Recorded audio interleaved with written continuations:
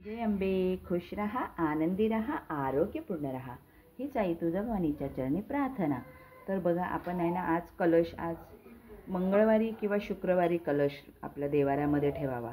कलश ठेवण्याने खूप फायदे होतात आपल्याला, आणि कलश आपल्या घरामध्ये भरून ठेवणं खूप गरजेचं आहे.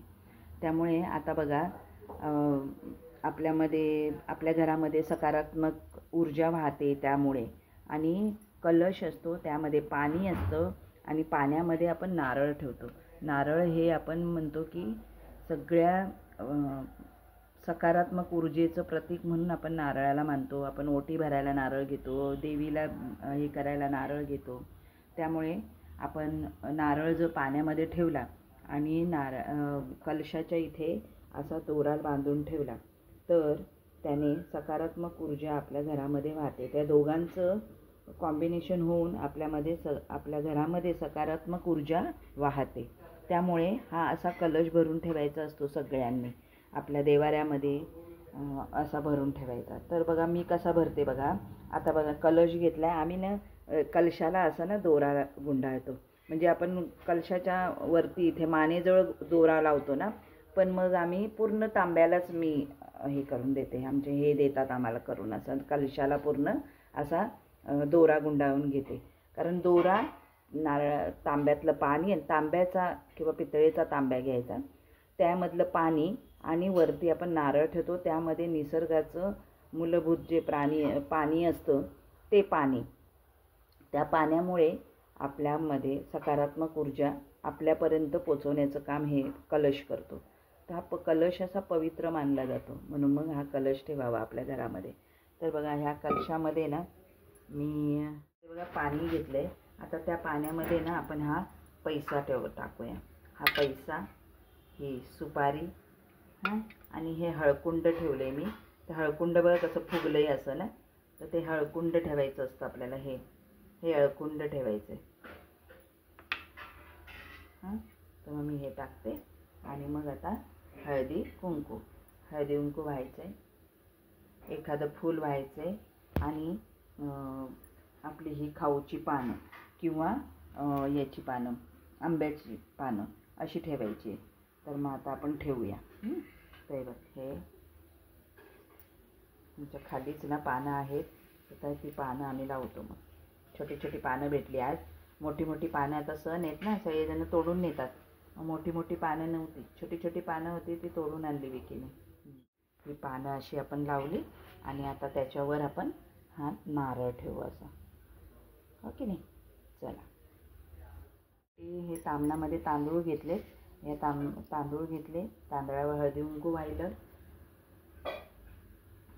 वाहिलं तांदळामध्ये, आणि आपण तांदळाचं अष्टकमल बनवू.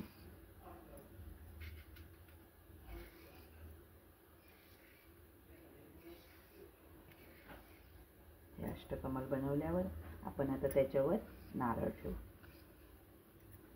है ना.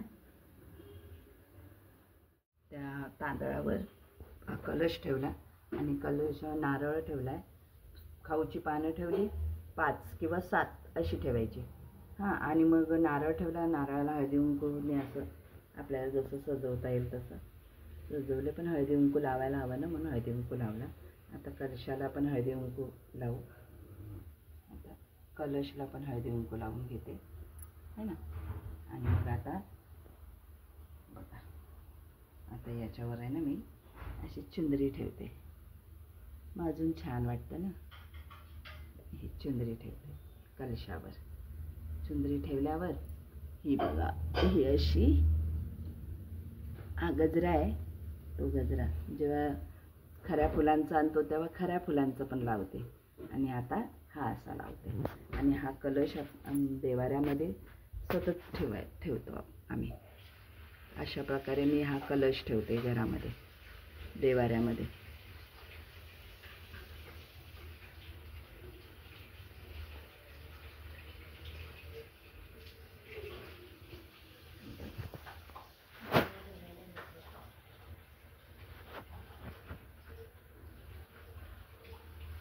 तर बघा कसा वाटला माझा कलश भरणं. आवडलं का तुम्हाला?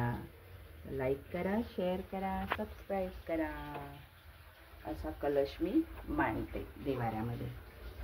तुम्ही कसा मांडता नक्की सांगा. जय अंबे.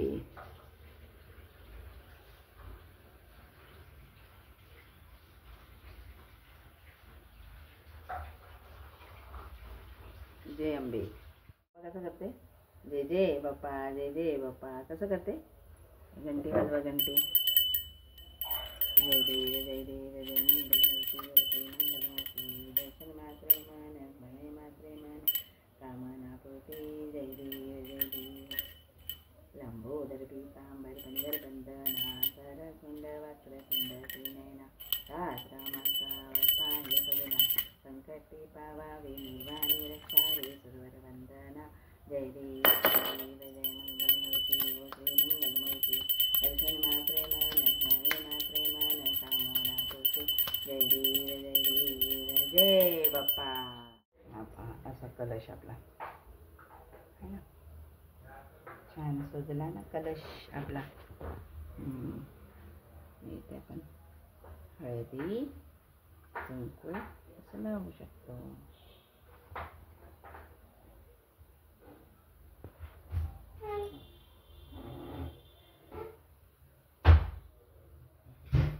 हा कलश आपण मंगळवारी किंवा शुक्रवारी असा भरायचं असतो आणि मग त्यातलं पाणी आपल्या घरभर शिंपडायचं असतं. कारण ती सकारात्मक ऊर्जा असते ना. मग आपल्या घरात इकडे असं म्हणजे असं पानांनी त्या शिंपडायचं आपल्या घरामध्ये आणि बाकीचं पाणी मग आपण झाडाला लावायचं. तुळशीला नाही, झाडांना टाकायचं. आणि मग अशा प्रकारे आपला हा कलश छान हे होतो. मंगळवारी, शुक्रवारी किंवा पौर्णिमेला हा कलश मांडला तरीसुद्धा चालतो.